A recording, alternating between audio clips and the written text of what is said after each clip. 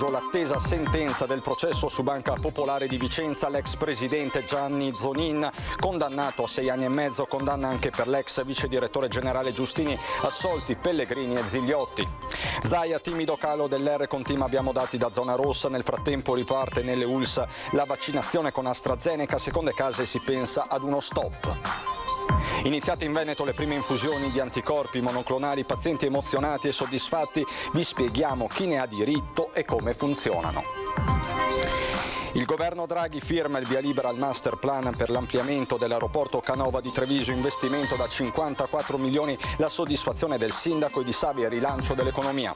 52enne trevigiano incappa nei controlli della polizia a Vicenza, autocertificazione regolare ma sotto la mascherina nascondeva un involucro con una dose di cocaina. L'annuncio della Biennale di Venezia che ha confermato per sabato 22 maggio la 17ª mostra internazionale di architettura rinviata lo scorso anno a causa del Covid. Da Padova 2 storie nel giorno della festa del papà, Alberto che è diventato genitore dopo aver lottato contro un tumore e Franco, infermiera all'ospedale di Schiavonia in trincea contro il Covid. Bentrovati, buonasera telespettatrici, telespettatori di Antenna 3. In primo piano, in apertura di questa edizione regionale, la sentenza sul caso della Banca Popolare di Vicenza, una sentenza molto attesa con una condanna a 6 anni e mezzo per Gianni Zonin. Condanna. Giustini Emanuele alla pena di anni 6 mesi 3 di reclusione. Marin Paolo Piazzetta Andrea alla pena di anni 6 di reclusione ciascuno. Zonin Giovanni alla pena di anni 6 mesi 6 di reclusione. Condannati. Sono le 16 in punto quando la Presidente della Corte Deborah De Stefano inizia a leggere la sentenza che dichiara colpevole Gianni Zonin, ex Presidente della Banca Popolare di Vicenza, a 6 anni e 6 mesi di reclusione nel processo di primo grado per le irregolarità legate alla gestione dell'istituto poi dichiarato fallito. Nei suoi confronti, ricordiamo, il pubblico ministero aveva chiesto 10 anni, interdizione per 5 anni dai pubblici uffici e la confisca per il valore di 963 milioni di euro. Assolti invece l'ex consigliere Giuseppe Zigliotto e l'ex dirigente Massimiliano Pellegrini perché il fatto non costituisce reato. I reati che erano stati loro contestati erano falso in prospetto, ostacolo alla vigilanza ed aggiotaggio. In lacrime alla lettura della sentenza Pellegrini. Sono soddisfatto, basta. Si aspettava questo tipo di sentenza? Non mi aspettavo niente. Aggiotaggio, ostacolo dell'esercizio di vigilanza della Banca d'Italia, Banca Europea e Consob, le fattispecie dei reati. È sicuramente una novità. Anche, ripeto, dal punto di vista tecnico-giuridico, quindi costituirà un precedente giurisprudenziale importante. Il riconoscimento del risarcimento nei confronti dell'assoluta maggioranza, salvo singole posizioni, delle persone che si sono costituite parti civili. Condanna BPV in liquidazione coatta a pagare 364 milioni di euro e alla confisca di oltre 74 milioni di euro, ma soprattutto gli imputati sono condannati al pagamento alle parti civili di una provvisionale pari al 5% del valore nominale delle obbligazioni e azioni acquistate e in ogni caso non superiore a 20.000 euro. Si chiude così un processo lungo e difficile durato oltre 2 anni con 116 udienze di cui alcune si sono tenute anche in aula bunker a Mestre. Questa quindi è la cronaca del pomeriggio a Vicenza della nostra Gabriella Basso. C'è poi il capitolo del Covid, l'indice R-T è in lieve calo ma il Veneto rimane in zona rossa. Presto potrebbe arrivare anche un'ordinanza che vieta gli spostamenti nelle seconde case, ma è lo stesso Zaia ad avvertire, sarà una decisione da soppesare. Il nostro R-T secondo le proiezioni è all'1,25, c'è un timido calo, però siamo ancora con un parametro tale per cui si confermano, diciamo, le valutazioni fatte fino ad oggi. Insomma, nessun cambiamento di fascia per quanto riguarda il Veneto, visti i dati da zona rossa, notizia che non sorprende dato l'aumento dei casi negli ultimi giorni. Un altro parametro ci tiene saldamente in zona a rischio. È un campanello d'allarme, un warning, è rappresentato dall'incidenza, perché comunque 245 positivi su 100.000 abitanti, che sono esattamente quelli che noi rintracciamo con lo screening, non sappiamo esattamente quale sia il livello di circolazione del virus in questo momento in Veneto. È un dato che ci deve fare stare molto deve imporci preoccupazione perché dobbiamo evitare di contagiarci. Il numero dei decessi porta il Veneto ad essere l'8ª regione in Italia per mortalità, situazione che continua a destare una forte preoccupazione anche per il dilagare delle varianti, inglese fra tutti, che ha raggiunto il 70% nella nostra regione.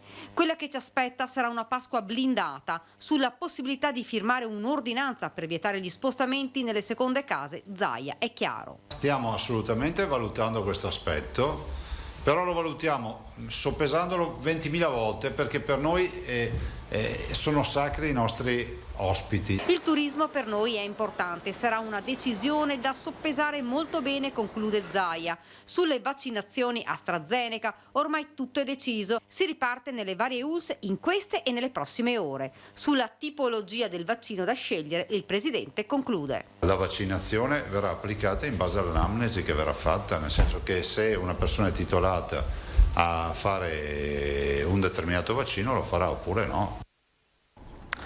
Sono iniziate in Veneto, anche in Veneto, le prime infusioni di anticorpi monoclonali. Ne ha parlato la direttrice di malattie infettive dell'ULSS 9, Evelina Tacconelli. 200 dosi di anticorpi monoclonali sulle 4.000 consegnate all'Italia sono in Veneto e sono già state somministrate a Verona a 2 pazienti, uomini di 55 e 65 anni, sintomatici da pochi giorni. Ne ha parlato la dirigente di malattie infettive dell'ULSS 9 veronese durante la conferenza stampa del presidente Zaia. I pazienti che abbiamo già trattato sono soddisfatti, sono in ottime condizioni e non hanno avuto nessun effetto collaterale. È importante identificare i pazienti con i tempi giusti, quando i sintomi sono insorti da poco, proprio come i primi 2 pazienti a cui sono stati somministrati. Ecco chi ne ha diritto. Tutti i soggetti con più di 12 anni che hanno almeno una patologia di base importante come il diabete scompensato o l'insufficienza renale, che abbia una diagnosi di Covid e sintomi almeno uno da meno di 10 giorni, preferibilmente entro 3 giorni. L'infusione dura solamente un'ora. È seguita da un'ora di osservazione dove teniamo sotto controllo e monitoriamo il paziente attentamente prima di inviarlo a casa. A questo punto c'è l'accordo con il medico che nelle 4 settimane successive dovrà monitorare il paziente, comunicando ogni dettaglio importante. Dopodiché si chiuderà la cartella comunicando ad AIFA che tutto è andato bene. L'unica controindicazione dei monoclonali sono le allergie agli eccipienti del vaccino. In Europa, oltre la Germania, l'Italia è l'unico paese ad averli approvati. Ma se ora sono esclusi i pazienti senza situazioni a rischio, in futuro invece verranno coinvolti. La sperimentazione futura secondo me dovrà essere sui soggetti che non hanno un fattore di rischio. Questo perché è molto importante? Perché se riusciamo ad evitare anche la trasmissione del paziente che casomai non rischia di andare in ospedale ma rischia di trasmettere a chi non può fare la vaccinazione o a chi non l'ha ancora fatta, questo di nuovo è da un punto di vista sociale un successo enorme. Se le persone dimostrano attenzione, continua il distanziamento e si procede con la campagna vaccinale, ha detto infine Tacconelli, per l'estate dovremmo aver chiuso la partita Covid. Già la campagna vaccinale che riparte con il via libera di ieri ad AstraZeneca da parte di EMA, poi dell'AIFA. Questa è la situazione all'ULSS 6. AstraZeneca avanti tutta la campagna vaccinale padovana, che in realtà non si era mai fermata, con Pfizer e Moderna somministrati agli over 80 e alle categorie super fragili. Da domani, previo un nulla osta che arriverà in queste ore, riprenderà anche con i lotti AstraZeneca rimasti in sospeso. Circa 4.000 dosi in attesa del pronunciamento di EMA e AIFA, che lo hanno riabilitato definendolo sicuro. Lo stop aveva riguardato il personale scolastico, che sabato e domenica tornerà in fiera per le vaccinazioni. Ne abbiamo un migliaio domani di nominativi, 630 per domenica, ne abbiamo 742 che abbiamo praticamente sospeso in questi giorni. Cercheremo adesso anche di, attraverso le mail, di coinvolgerli questi già da domenica, se appunto è possibile, in modo tale da rendere quanto mai veloce la riattivazione praticamente del percorso. Intanto l'ULSS 6 Euganea procede con la convocazione via lettera per gli over 80, partite le 6.200 missive destinate ai classe 1937, mentre per gli under 80 dalle prossime settimane verrà esteso il sistema di prenotazione online. Sarà riservata a delle fasce di età, questo lo prevede tra l'altro il piano vaccinazioni, che verranno appunto pubblicizzate, rese note con margine ovviamente, in maniera tale che coloro che appartengono a quella fascia possono effettivamente iscriversi negli slot che metteremo a disposizione. Inoltre per la fascia di età dai 70 ai 79 saranno interessati anche i medici di base per ampliare la rete di vaccinazione territoriale che procederà in parallelo. Ultima precisazione riguarda le riserve. I cittadini non possono autocandidarsi perché le cosiddette liste di galleggiamento vengono redatte dal Dipartimento di Prevenzione e dai distretti sociosanitari. Intanto ai dati sulle vaccinazioni si affiancano quelle sui posti delle terapie intensive. Sui 211 posti attivi, 169 sono occupati e altri 36 saranno allestiti per dare risposta tempestiva all'escalation di ingressi. Campagna vaccinale che riparte anche sul territorio dell'ULSS 4 Veneto orientale. Con il via libera di EMA ad AstraZeneca partiti in giornata mail, sms e telefonate a tappeto per reclutare quante più persone da vaccinare nell'immediatezza. La richiesta è inviata ai dipendenti comunali di Jesolo e Cavallino Treporti e a tutti i dipendenti di Veritas che lavorano nel territorio della ULSS 4. Si parla di un fiume di 400 persone. Per riprendere con AstraZeneca, quindi riprendere quelle categorie che avevamo temporaneamente sospese. E per tutte le persone che si erano viste sospeso l'appuntamento vaccinale sempre con AstraZeneca si utilizzerà lo stesso sistema di messaggistica e telefonate ai diretti interessati per riprogrammarlo. 5.000 le dosi a disposizione della ULSS 4 di AstraZeneca, 2.014 tra personale scolastico e insegnanti, i già vaccinati con le somministrazioni anglo-svedesi su complessive 3.000 persone. Nella campagna vaccinale coinvolti da ora anche i medici di famiglia. E loro stanno organizzando l'attività per essere pronti a vaccinare i loro assistiti. Vaccinare quante più persone possibile, l'obiettivo anche della ULSS 4. Noi abbiamo un target come territorio di 2.300 vaccinazioni al giorno, quindi quello è il nostro obiettivo e vogliamo arrivarci prestissimo. Rimaniamo nel Veneto orientale, per la precisione a San Donà, dove è stato registrato il primo caso di variante nigeriana scoperta in Veneto. Variante nigeriana scoperta nel territorio della ULSS 4. Si tratta del primo caso in tutto il Veneto che ha visto coinvolta la ULSS del Veneto orientale, dove ad essere contagiata una residente del San Donatese venuta in contatto con un connazionale da poco rientrato dalla Nigeria. È un caso comunque dei primi giorni di febbraio.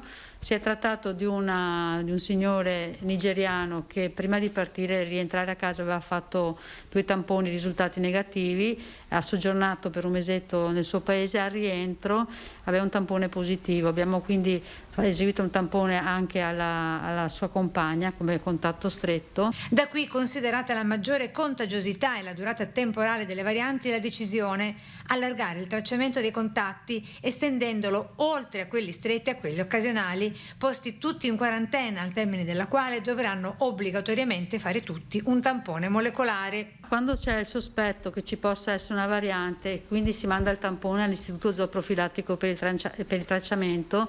Siccome la refertazione del tracciamento non è immediata ma passano parecchi giorni, noi ci comportiamo come se quella persona si fosse contagiata con un virus variante.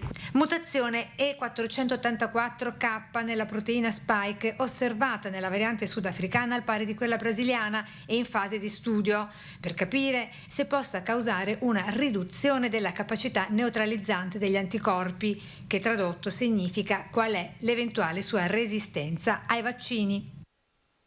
Ritorniamo nel Padovano, dove le famiglie dei bimbi dei nidi di Padova hanno deciso di scrivere una lettera al Ministro dell'Istruzione per chiedere che da dopo Pasqua i servizi scolastici riprendano. Chiediamo che dopo la Pasqua, quindi il 7 aprile, davvero le scuole, i nidi riaprano, perché c'è assoluta necessità di riportare una situazione, di dare una normalità, se vogliamo, ai nostri bimbi, ai nostri ragazzi e anche alle nostre situazioni lavorative. Parte da Padova una lettera firmata dai genitori dei bimbi degli asili nido comunali della Città del Santo ed indirizzata al Ministro della Pubblica Istruzione Bianchi per chiedere che i servizi educativi riaprano dopo Pasqua. Questa chiusura penalizza fortemente le famiglie, dicono. Le misure, anche economiche, messe in atto dal governo sono esigue e i bonus sono dedicati solo ad alcune categorie. Di fatto la situazione fuori non è da zona rossa e invece le scuole, chi sta pagando sono i bambini, i ragazzi e i genitori, soprattutto lavoratori e lavoratrici, che appunto devono gestire la situazione dei bimbi a casa con i propri lavori. Chi può sceglie di affidare i propri figli alla categoria che più in questi mesi si sta cercando di proteggere, quella dei nonni. Dall'oggi al domani ci siamo ritrovati, chi tra l'altro ha la possibilità di averli, a dover rimettere in gioco i nonni. Appunto sono soggetti fragili, non ancora vaccinati e che volevamo tutti preservare e che però per forza di cose abbiamo necessità di reinserire nella gestione familiare, altrimenti davvero non sapremmo come fare. Ritorniamo dopo la pubblicità.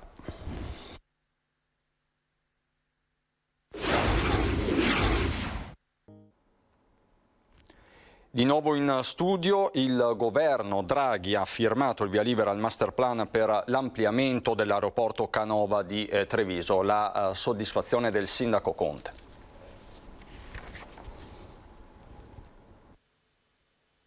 Una vittoria per la città di Treviso, per tutto il territorio veneto e trevigiano, perché grazie al governo Draghi si sblocca il master plan che vede quindi un investimento importante da 54 milioni poter cominciare. Via libera al master plan dell'aeroporto Canova per lo sviluppo dello scalo trevigiano, un progetto di ampliamento atteso da anni. Tra i primi a darne notizie il segretario della Lega Matteo Salvini. L'ampliamento dell'aeroporto di Treviso è un risultato storico ottenuto, dice il leader del Carroccio, grazie alla Lega che al governo della città, del Veneto e del paese. E devo dire che la spinta dei sottosegretari Borgonzoni e Gava della Lega hanno aiutato appunto ad arrivare alla sottoscrizione e l'autorizzazione della via, e quindi adesso possiamo guardare al futuro con grande entusiasmo, con ottimismo. L'ufficializzazione significa nuove opere, sostenibilità ambientale, mobilità, turismo e, continua il sindaco Conte, un avanzamento importante nel processo di internazionalizzazione della città di Treviso e della marca trevigiana. Verrà migliorato l'impatto ambientale, verrà migliorata la viabilità e soprattutto verranno migliorate le condizioni di lavoro per le centinaia di dipendenti che quotidianamente operano all'interno della struttura. Nei prossimi giorni il sindaco di Treviso incontrerà il presidente del gruppo Save, Enrico Marchi, che dice: aspettavamo da tempo la firma, siamo pertanto molto soddisfatti di questa pronta azione da parte del nuovo governo che ci permette di programmare con certezza lo sviluppo futuro dello scalo. La firma odierna costituisce, aggiunge Marchi, un passo in avanti fondamentale che renderà l'aeroporto un volano di rilancio per tutto il territorio. Ci fa davvero guardare al futuro con positività, con ottimismo, con la certezza che Treviso sarà tra le prime città italiane a ripartire non appena questo virus sarà sconfitto. Un trevigiano sperava di passare indenne al controllo dei poliziotti della questura di Vicenza, che invece gli hanno ritirato la patente.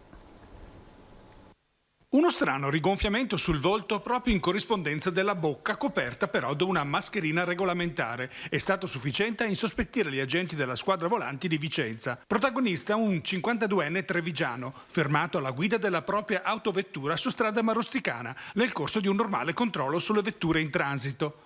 All'uomo, costretto quindi ad abbassare il dispositivo anti-Covid, non è rimasto altro che rivelare la presenza di un piccolo sacchetto di cellophane contenente 1 grammo di cocaina, ammettendo l'uso personale.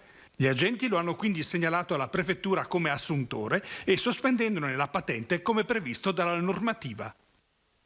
La polizia provinciale ha sorpreso un bracconiere a Valrovina. In casa aveva esemplari di fauna super protetta. Caccia in periodo di chiusura, armi modificate, abbattimenti illegali, uccelli super protetti. Non si faceva mancare proprio nulla un 50enne bassanese finito a sua volta nel mirino della polizia provinciale, che nell'ambito di una maxi operazione antibracconaggio lo ha sorpreso nella zona di Valrovina mentre cacciava con il favore della luna piena. L'attività venatoria era svolta in periodo di chiusure della caccia con un fucile munito di silenziatore e visore notturno. Entrambi sono vietati dalla legge.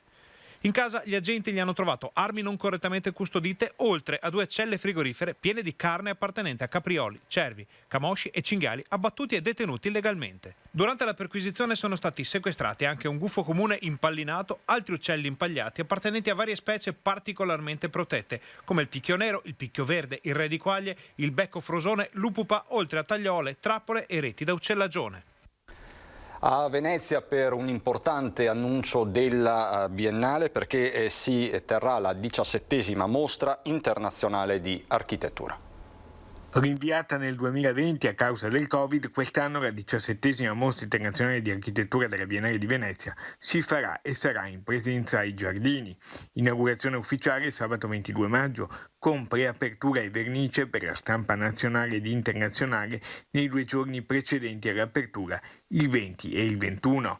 Il direttore della mostra, Hashim Sarkis, ha annunciato il primo Leone d'Oro, quello alla carriera e alla memoria di Lina Bobardi, architetta, designer, scenografa, artista e critica italiana, naturalizzata brasiliana. Open question rather than a proposition. It keeps it open. And indeed, the title could be seen as a coincidence, as an irony, I'm not sure. And at the same time, when we started thinking about whether we have to adjust the exhibition to the present circumstance, we looked at the reasons we came up with the theme, and I thought that the reasons I asked this question is because we are facing climate change, which would require us that we think completely how we live together. Sul Leone d'Oro, a Lina Bobardi, Hashim Sarkis ha poi aggiunto: se esiste un architetto che meglio di ogni altro rappresenta il tema della Biennale di Architettura 2021, questa è proprio Lina Bobardi. It requires that we rethink our relationships across borders, the refugee questions, political versus geographic relationships, to deal also with ecological issues. It requires us to rethink our political polarization that is increasing, dividing us more and more. And it requires us to rethink our relationship with ourselves, but also with other beings. In many ways, if you think about these different dimensions of the reason we asked the question why or how will we live together, these are the very underlying reasons that led us to the pandemic. Per la festa del papà vi raccontiamo adesso 2 storie che toccano davvero il cuore. 2 storie, 2 papà che in qualche modo ce l'hanno fatta, diventando il simbolo di tutti i papà per il 19 marzo 2021, festa di San Giuseppe, protettore dei padri di famiglia e della Chiesa. Il primo si chiama Alberto, ha 35 anni e la sua storia viene raccontata dallo IOV del Veneto, l'Istituto Oncologico. A 27 anni gli viene diagnosticato un tumore testicolare. Per questo subisce l'asportazione di un testicolo e 2 cicli di chemioterapia. La sua vita cambia, la sua visione della vita cambia. E durante quel periodo pensa a come diventare una persona migliore. Da magazziniere studia e si trasforma in promotore finanziario, con l'amore della sua vita che lotta accanto a lui, Martina, e che sposa nel 2019. Ed un miracolo, il concepimento naturale di una nuova creatura, la nascita nel dicembre dello scorso anno di Riccardo. Un miracolo, il regalo più grande, commenta proprio Alberto, che di quella emozione incredibile fa tesoro, consigliando a tutti di mettere da parte l'orgoglio e di vivere pienamente la felicità di tutti i giorni. Franco Muraro a 50 anni vive a Monselice, è infermiere e strumentista a Schiavonia, si divide fra lavoro e famiglia, gustando la compagnia della sua tribù. 5 figli, compresa Beatrice, quella bambina speciale nata 13 anni fa, con la quale il sabato sera guarda i film alla TV con tanto di popcorn come fossero al cinema. Assieme alla moglie Rosa Lucia si dice soddisfatto di aver cresciuto 5 figli, ma ammette anche di essere al contempo cresciuto come genitore. E un'unica grande parola, amore, quell'amore che copre ogni cosa, senza riserve, come fosse ogni giorno una festa, dedicata non solo ai tanti papà, ma a tutti i componenti della famiglia. Buona festa del papà quindi a tutti i papà all'ascolto. È tutto per questa edizione regionale, ci sono le previsioni del tempo, buon proseguimento di serata.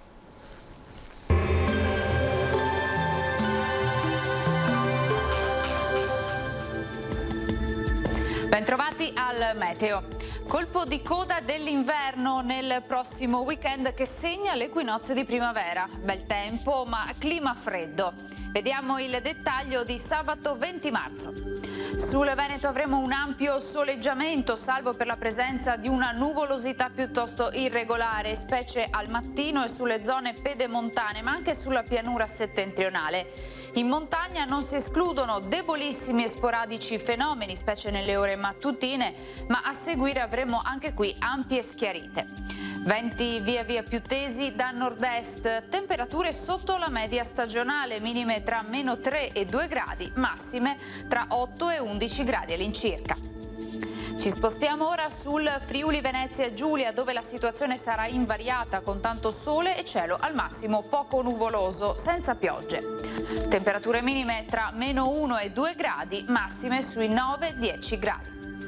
Uno sguardo infine al Trentino Alto Adige, dove avremo un ampio soleggiamento, tempo sempre asciutto, qualche addensamento, ma del tutto innocuo.